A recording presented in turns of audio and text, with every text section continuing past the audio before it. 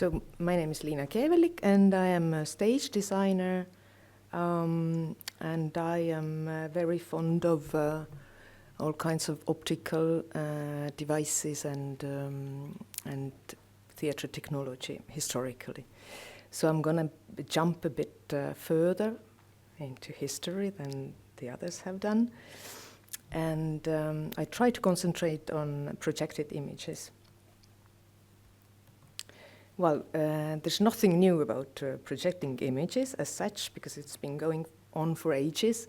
These lanterns of fear, as they were called, come from the Middle Ages. Further on, of course, they became more elaborate. And what is interesting about the magic lanterns is that they all have been invented by physicists, not artists. And actually, the physicists were kind of ashamed of dealing with playful stuff like that. And the inventor of the magic lantern actually did not want to talk about it. These glass plates with painted imagery got really complicated. This is one where the image can actually turn. And this all is going on in the 17th century. Now this is 18th century, where people start projecting on smoke, which in a way becomes this imaginary place, or the third space that you were speaking about. And it's mostly used to scare people. They even added some bad smell to bad spirits, and good smell for good spirits. And a guy called Robertson, that's his stage name. Actually, he also was a physicist and also a balloonist, but he got his career completely destroyed because he became famous as a showman. And he, as you see in the end of the 18th century, doing rear projections. This is a phantasmagoria device he invented that was a kind of a projector that rode around on wheels, and he basically could put not only glass plates but also other moving stuff like skeletons inside the machine and go around scaring people. So yeah, this is one of his phantasmagoria shows. And so I'm jumping forward to the Paris Expo 1900. That is one of the most famous shows, which was called Cineorama. And it's actually, it looks quite a lot like our showrooms where they show us Klimt and Chagall paintings with 40 cameras. Here we have 10 cameras, not cameras, projectors. 10 projectors projecting images all around, so that the audience who is sitting in the basket of the hot air balloon have the impression of going up above the town and coming down and so on. But as for theatre, as soon as the cinema, the movie camera was invented, in fact projections were in a lot of shows already, so there's nothing new about projecting imagery in the performances either. So they were usually used to create explosions or show phantoms like in the old days, or just to show a part of the action that was in a faraway country or in a space that was hard to depict on the stage. And apparently in the 1920s, in fact, every decent middle-class family in Paris had a projector at home, so had a sort of a home cinema.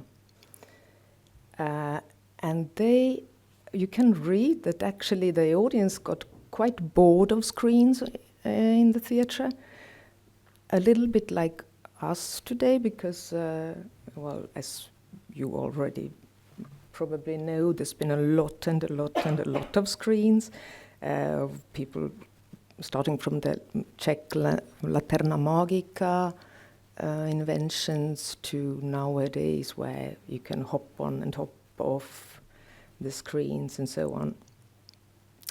So, yeah, but in the 20s, people were mostly critical about actors playing very badly as soon as they got on the screen.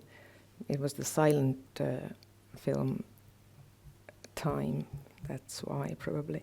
Nowadays the actors have definitely overcome this problem, but I think we still need a good reason to have screens on stage.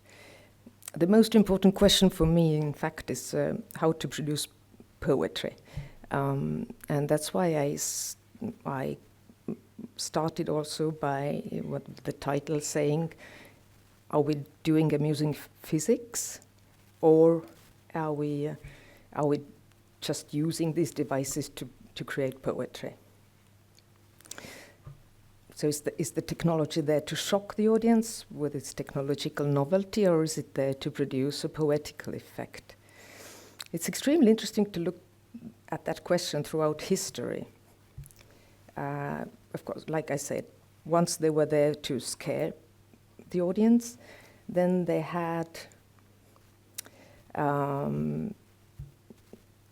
these places that were not easy to depict on stage. And the third purpose of inventing technological tricks is obviously to shock the audience with beauty or sudden scene changes.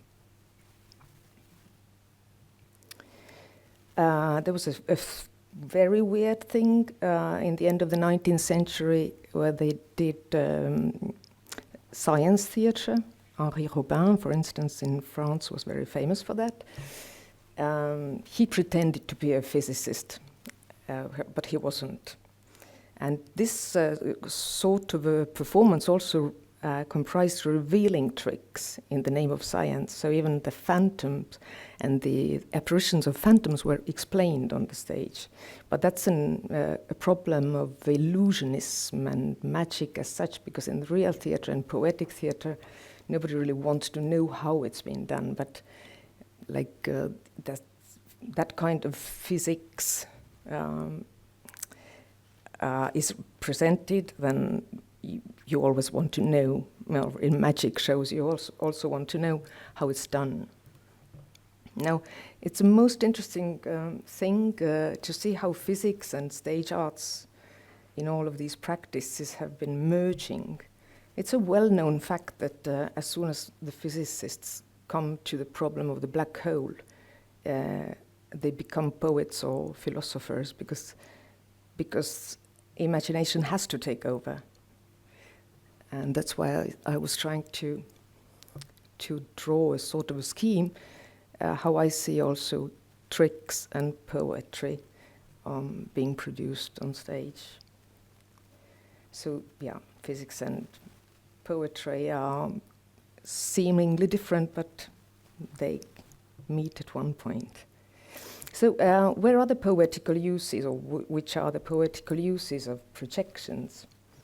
The first thing from the history that comes to my mind is Méliès' Moon, where you can even actually see a metaphor, because it can be read as a new technology attacking the good old world, if you wish. I have written my thesis about visual metaphors, and actually, as I'm persuaded that metaphorical thinking is really the key to all kind of a creation, I've even tried to teach it to machines, and I called this was a performance where AI wrote the text according to Chekhov. He had learned to write like Chekhov, and I called it Sentimental Education for Robots. Here you see some characters and citations. And it wasn't a comedy at all, because the lamp, for instance, committed suicide. That's one of my favorite citations. And the characters themselves also became kind of metaphors of our Internet of Things, like the talking ovens that we have at home and so on. And that's one of the examples of metaphors that they produced for the show. let's go see some good examples. It's not about projections, but I just wanted to show some pieces of art that really merge ideally technology and, well, and the poetical idea. Sun Yuan and Peng Yu, a robot very politely cleaning up blood. Dimut Strebe, the prayer, it's robot mouth chanting different prayers. My favorite dancer, French dancer Philippe Priassot, dancing with an excavator. It's all done to a very tender opera music. And now coming back to projections, I'm totally honest, if I thought about really good and poetical projections that I've seen on stage, then the only thing that came to my mind was Castellucci, Romeo Castellucci, who actually never projects real imagery, but only words. And it's maybe a bit cynical to end up with this, but because it's actually projection reduced to its minimum. But yeah, this is Mozart's Requiem, as directed by Castellucci, and where he just projected words or titles of lost pieces of art. And this is, for me, real visual poetry, and there's no sense asking how it's done, because the game is on a totally another level. It's, let's say, after the black hole of, on top of knowledge, and it's pure poetry. And as for the future, once we know what's behind the black hole, the whole system is going to shift, of course. But yeah, I still think that the main reason of using whatever technologies would be to produce poetics. Thank you.